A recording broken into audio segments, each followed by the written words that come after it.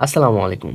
আজকে সুন্দরী বিল থেকে বড় বড় শিং মাছগুলো নিয়ে আসছে আর রাস্তায় বলছে আজকে অনেকদিন পর এই মাছগুলো মজা করে খাবো। তো আমি এদিকে বসে তিরপালটা ঠিক করছিলাম।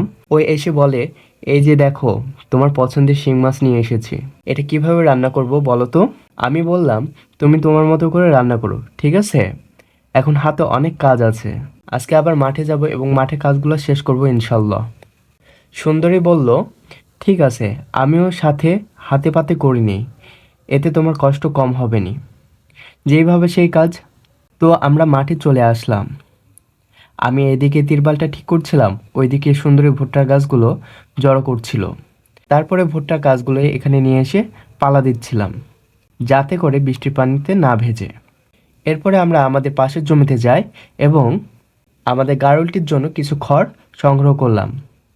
তারপরে সেগুলো বাসায় নিয়ে এসে তার ঘরে বিছিয়ে দিলাম, কারণ এখন শীত। আর সুন্দরীকে বললাম গারলটিকে নিয়ে আসো। আশা করি গারলের পছন্দ হয়েছে। যেহেতু আমাদের কাজ করতে করতে দুপুর হয়ে গেছে, তো আমরা দুজনে মিলে রান্নাটা করে ফেললাম। আসলে মিলেমিশে কাজ করলে কাজগুলো খুবই সহজে হয়ে যায়। এখন রান্নাবান্না শেষ, এখন খাবার পালা। তো এখানে আমরা প্রায় 3 পদের রান্না করছিলাম এবং খাবারগুলো আমরা দুজনে মিলে খুব মজা করে খাচ্ছিলাম।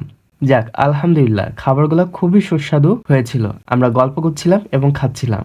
বন্ধুরা, আমাদের ভিডিওটি ভালো লাগলে অবশ্যই লাইক এবং সাবস্ক্রাইব করে দিবেন প্লিজ।